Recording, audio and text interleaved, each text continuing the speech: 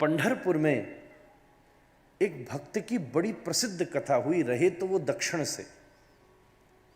उनका नाम था श्रीनिवास। श्रीनिवास की पत्नी का नाम लक्ष्मी।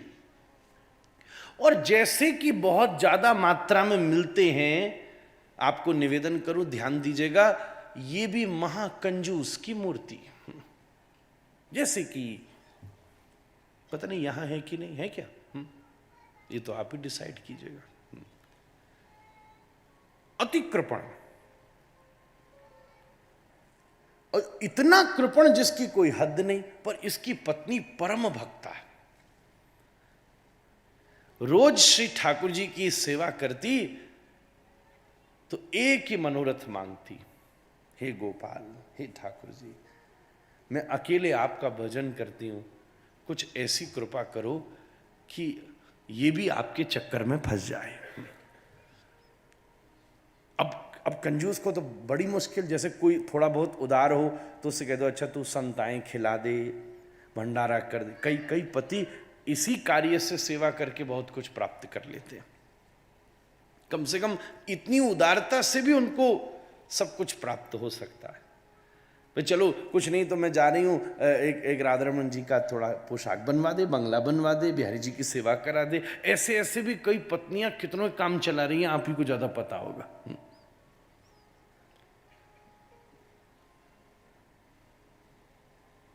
आपको क्या पता कि वो किस चीज के लिए मांग कर कहां खर्च कर रही है। ये तो पोल में भी ज्यादा नहीं खोल सकता। ये जो रक्षाबंधन का पैसा मिला, फिर ये जो आपकी पेंट धुलने जाती है और फिर जो उसमें 100 200 500 रह जाते हैं, पता है आपको उससे कितने साधुओं के भंडारे चल रहे हैं।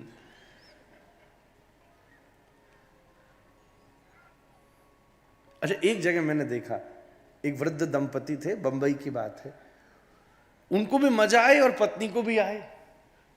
बाद में मुझे बताए तो चुपचाप बोले महाराज जी मैं रोज अपनी पेंट में जानबूझ के 500 1000 छोड़ता हूं, मुझे पता ही निकालती है, पर मैं दूं तो भी मजा नहीं है, फिर वो ड्राई हो जाएगा मामला। मैं जानबूझ के छोड़ता हूं, ये जानबूझ के निकालते हैं, और इसको बड़ा अचीवमेंट लगता है कि आज इसने फिर ये मूर्ख ने छोड़ दिया। उस बेचारे को क्या, वो बेचारी को पता नहीं कि जानबूझ के छोड़ रहा है, हिसाब पूरा है, उसको पता है कि 25,000 रुपए देनी है, पॉकेट मनी, तो पॉकेट में छोड़ देता।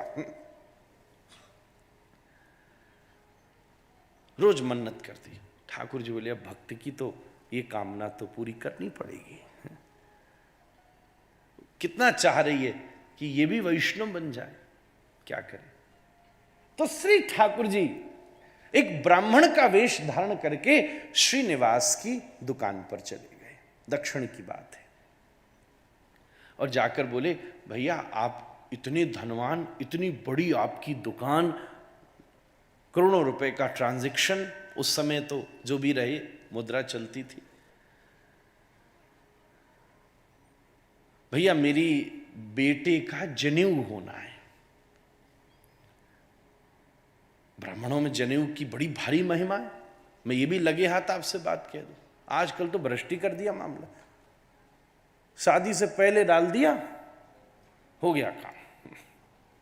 2 मिनट के ब्रह्मचारी हो रहे हैं दुनिया में इस समय, तो अच्छे गृहस्थी कहां से होंगे। 12 वर्ष की कम से कम उम्र से पहले, अदरवाइज आपको पश्चाताप करना पड़ेगा।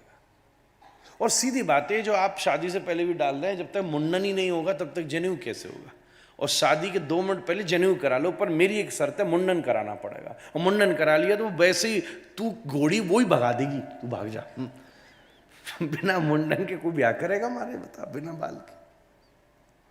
मैं सभी से निवेदन करूं, इस क्या है, आपने बोले हमारे यहां तो यही होता है, तुम्हारे यहां कहां से शुरू हो गया। शास्त्र की मर्यादा यही कहती है, और सही बात है। एक छोटे बालक को आपने उस चीज का अभ्यास दिला दिया तो उसको संकोच भी नहीं होगा। हम खुद ही उसकी समस्या में, भैया हमारा भी जनेऊ हो गया था, और मेरे को गांव देहात में नहीं पढ़ा हूं, इंग्लैंड तक पढ़ के आ गया, दिल्ली भी पढ़ के आ गया, सब जगह घूमे आया। आपसे ज्यादा चीज जानता हूँ, फुर्सत में बैठना सब नाम बता दूंगा। जाके ताया मरे जा रहे वो भी सब नाम बता दूंगा। खाने वाली कितने प्रकार की वस्तुएं, पीने वाली कितने प्रकार की वस्तु, पहनने वाली कितने प्रकार की वस्तु, चलने वाली पूरी लिस्ट दे सकता हूं, 1 नंबर, वो भी एडवांस। पर इसका अर्थ ये नहीं है समय पर यज्ञोपवीत। और यज्ञोपवीत संस्कार बड़े विस्तार से, जैसे हमारे यहां मुख्य 4 ही तो ये कहे अब इस समय। ब्याह जिस उत्साह से होता है, जनेऊ भी उसी उत्साह से होता है। जिस जहां जहां वर्ण कोश की, सबको करना चाहिए। अब अगर आप सनातन धर्मी हैं, जो परसों तरसों घटना हुई है, इन संस्कारों को अपने जीवन में लागू कीजिए, तब तो आपको इसका महत्व बोध होगा। ये जो कहते नहीं कि हमारे यहां शादी से 5 मिनट पहले होता है, इसका कारण भय था। मुगल साम्राज्य में जनेऊ देख के गर्दन काट दी जाती थी, और उन जनेऊओं को इकट्ठा करके पानी गर्म करके औरंगजेब सरी के आतताई नहाते थे महाराज। इसका इतिहास है, आप पढ़ करके देखिए। एक छोटा सा शहर है ना इधर, आगरा राजधानी थी, उसके बगल में फिरोजाबाद, वहां चूड़ियां बनती है जो आप सब पहनते, क्योंकि फिरोज उसका एक वन ऑफ द मंत्री था जो ट्रांस था, ना तो प्रॉपर मस्कुलिन था ना फेमिनाइन था, और उसको टास्क दिया गया इतना क्रूर था कि उस समय उसने निरीह सनातनियों की हत्या करके, और उतारता नहीं था, गर्दन काट के जनेऊ लेता था, और पानी को गर्म करके जब स्नान कराया था उसको, तब उसने प्रसन्न होकर के इस स्थान, इस नगरी का नाम उसके नाम पर दिया था। और उसने वहां रहकर, क्योंकि वो रोज पहनता था, ट्रांस था, उसने ये कार्य शुरू कराया कि यहां चूड़ी का व्यापार शुरू करो। ये मैं आपको कोई काल्पनिक बात नहीं बता रहा, भारत का इतिहास है, पढ़कर देखिए। तो खैर ठाकुर जी श्रीनिवास की दुकान पर पहुंचे कि मेरे बेटे का जनेऊ होना है, मेरे पास कुछ है नहीं, व्यापार में कर नहीं सकता। लोग कहते ब्राह्मणवाद ब्राह्मणवाद, ब्राह्मण तो 2 ही कार्य कर सकता है, तो पढ़ा सकता है, शिक्षा दे सकता है, या भिक्षा कर सकता है, 2 ही काम, खेती भी नहीं कर सकता। इसलिए मैं आपके द्वार पर आया हूं, आप धनवान हो, मुझे कुछ दे दो तो मैं बेटे का जनेऊ कर लूं, तो उसको शास्त्र पढ़ेगा, कुछ शिक्षित होगा, तो मैं आगे कुछ दे सकूंगा समाज को, इतना तो कर दूं। श्रीनिवास ने कहा नहीं नहीं अभी नहीं, कल आना।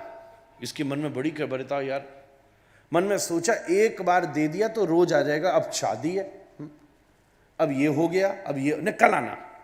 ठीक, कल आ गया भैया, नहीं अभी मैं व्यस्त हूं, कल आना। करते करते 6-7 महीने हो गए, मैं अभी तीर्थ यात्रा में जा रहा हूं, अगले हफ्ते आना। करते करते करते करते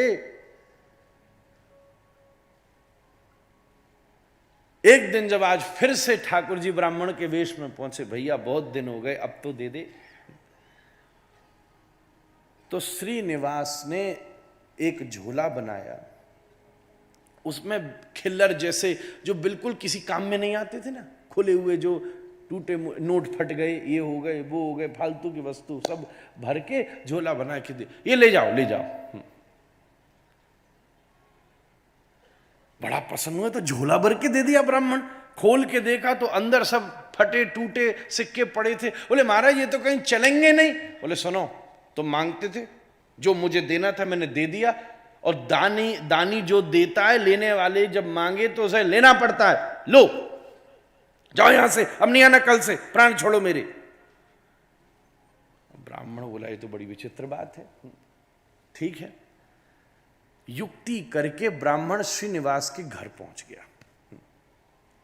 लक्ष्मी देवी अंदर थी, दरवाजा खटखटाया, विप्र आप पधारे। वो बड़ी वैष्णव, हे देवी 6 महीना से आपके पति की दुकान पर चक्कर लगा रहा हूं, रोज कहते आ जाओ कल आओ, मेरे बच्चे का जनेऊ होना है, आप कुछ दे दो। उन्होंने ये दिया है झोला में, देखो। बड़ी हृदय को दया आई, क्या दूं क्या दूं, तो दौड़ी भीतर, तिजोरी खोली, बड़ी कीमती नथनी रखी थी। नथ भारत वेश में, भारतीय परिवेश में शान का प्रतीक है महाराज। जैसे पुरुष की मूंछ और स्त्री की नथ। राजपूत रजवाड़ों में इन दोनों चीजों की महिमा थी महाराज। उसमें हीरा लग रहा था बड़ी बेशकीमती, तो लक्ष्मी देवी निकाल करके नथ को ले आई। बोले लो विप्र देवता, यही दूं, और तो मेरे पास कुछ नहीं है। नथनी लेकर के आशीर्वाद दे के ब्राह्मण देवता श्रीनिवास की दुकान पर पहुंच गए। बोले ये लो जी, ये नथनी लो, इसके बदले में मुझे 100 सोने के मुद्राएं ला करके दो, मैं अपनी बेटी का जनेऊ करूं, बाद में लौटा दूंगा, जो होगा देखा जाएगा, गिरवी रख रहा हूं। श्रीनिवास बड़ा चौंक गया, कल तक भीख मांगने वाला 100 असरफिया मांग रहा है। हाथ में धरी नथ, कंजूस को तो वैसे ही सब पता होता है। उसने नथ हाथ में पकड़ के घुमाई, टेढ़ी मेढ़ी करी, अरे ये तो मेरी ही है।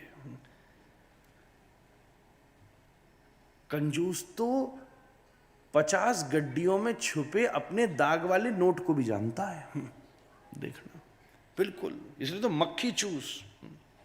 एक खीर पी रहा था, मक्खी गिर गई, सोचा खीर फेंकू, बोले नहीं 100 रुपए की है। फिर देखा मक्खी फेंकू तो मक्खी के भी पांव में 2 बूंद चिपके। तभी तो लोकोक्ति बनी, कंजूस मक्खी। हाँ, क्या बढ़िया से बोलिया, राधे राधे नहीं बोला जा रहा है, चूस। ये तो मेरी है। लेके नथनी गया भीतर, अपने तिजोरी में रखी। मन में संदेह तो हो ही गया कि ये 100% मेरी है, मैं नहीं, मेरी पत्नी पहनती थी, कोई ना कोई गड़बड़ है। बाहर बोला, हाँ ब्राह्मण देवता मैंने रख लिए, पर आज तो मेरे पास 100 सिक्के हैं नहीं, कल तक मैं व्यवस्था करके पक्का दे दोगे? हाँ पक्का दे दूंगा आपको, मैं वायदा है मेरा। ठीक है, पंडित जी गए, कल आ जाऊंगा। जैसे ही गए तो ये भागा और सीधा घर लक्ष्मी देवी के पास, दरवाजा जोर से खड़खड़ाया। महाराज कंजूस की भीतर क्रोध देखा है कभी आपने? ओहो, बड़ी उसमें युक्ति होती है। हल्का सा नोट भी फट जाए तो 1 घंटा लगा देता चिपकाने में, ओहो, चल जाए कहीं ना कहीं से घुसा के बीच में।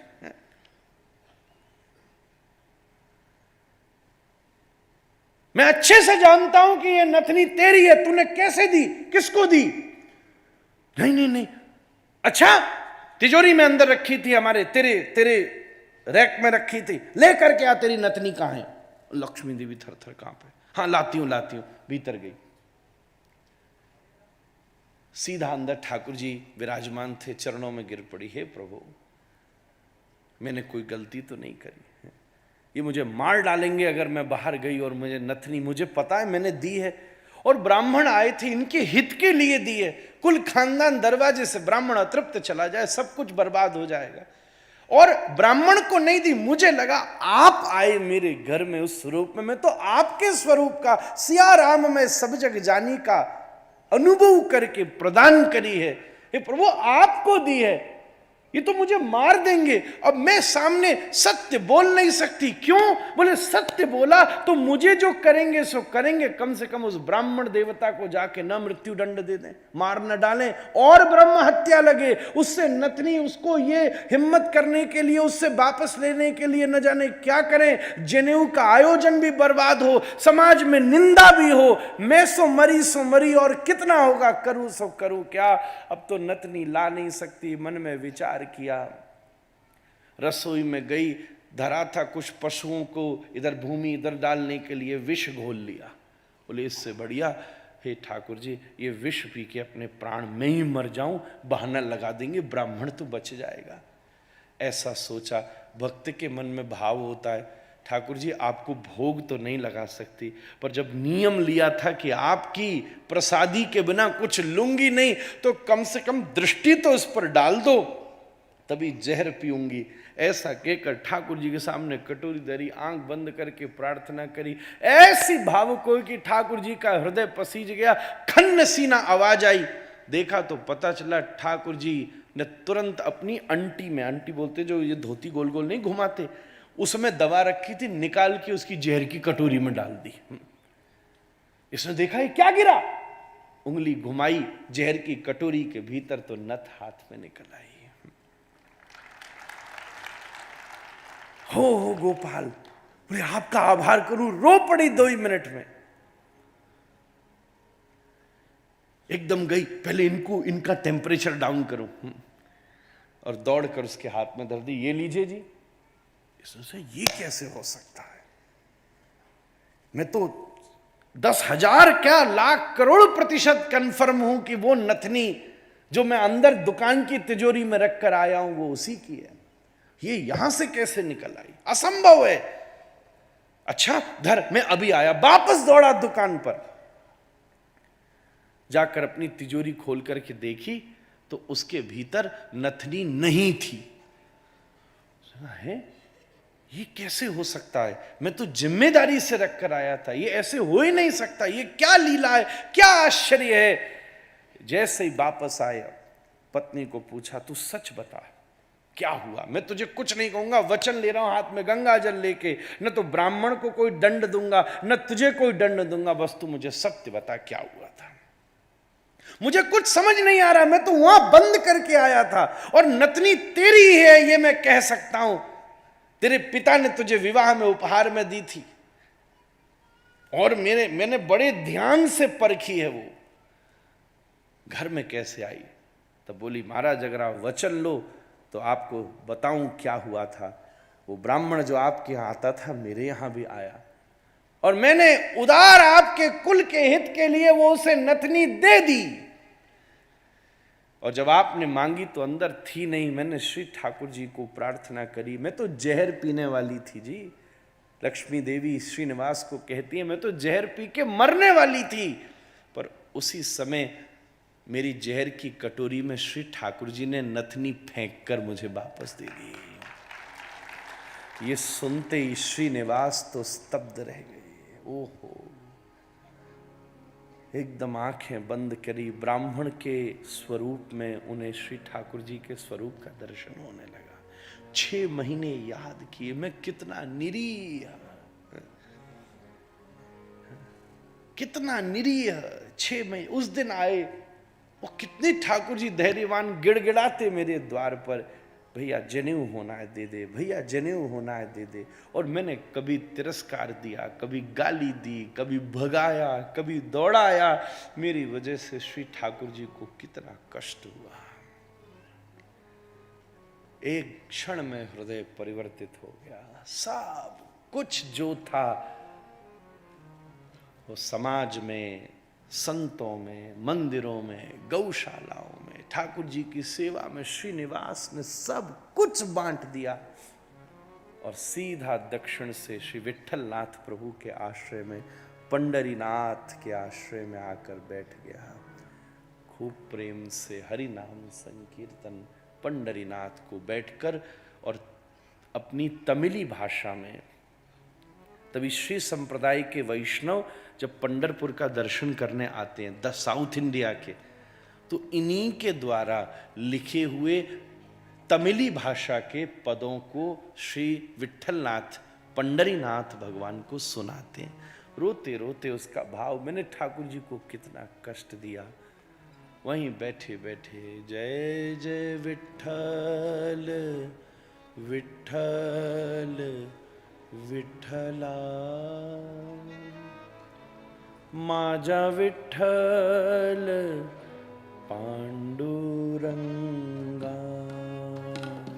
जय जय विठ्ठल विठ्ठल विठ्ठला, माझा विठ्ठल पांडुरंगा। जय जय विठ्ठल विठ्ठल विठ्ठला, माझा विठ्ठल पांडुरंगा।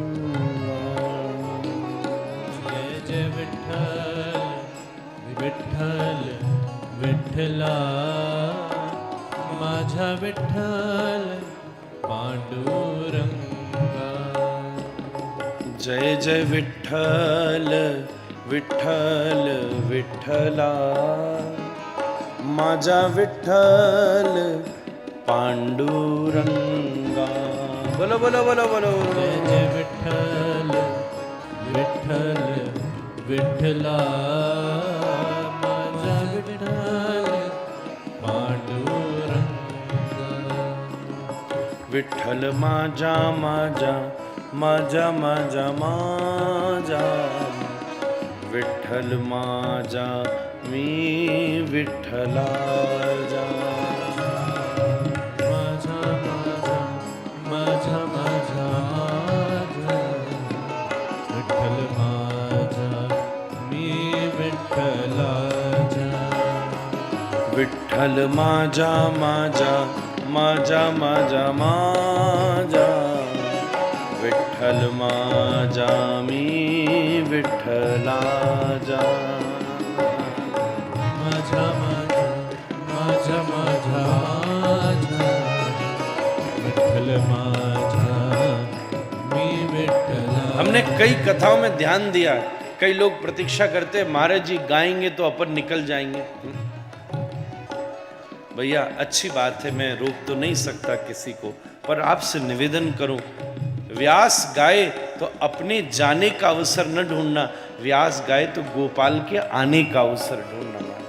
विठ्ठल माझा माझा माझा माझा माझा, विठ्ठल माझा मी विठ्ठलाचा. विठ्ठल माझा माझा माझा माझा माझा, विठ्ठल माझा मी विठ्ठलाचा. ओ विठ्ठल माझा माझा माझा माझा माझा, विठ्ठल माझा मी विठ्ठलाचा.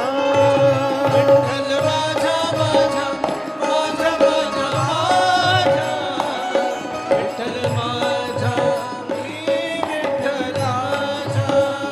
ओ विठ्ठल माझा माझा माझा माझा माझा, विठ्ठल माझा मी विठ्ठलाचा.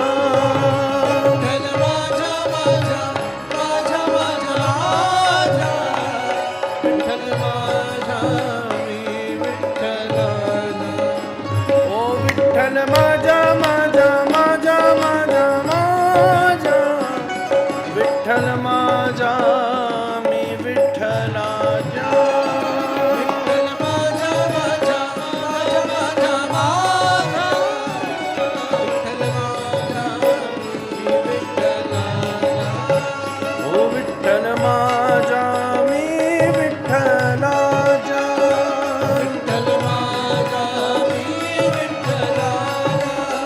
ओ विठ्ठल माझा मी विठ्ठलाचा.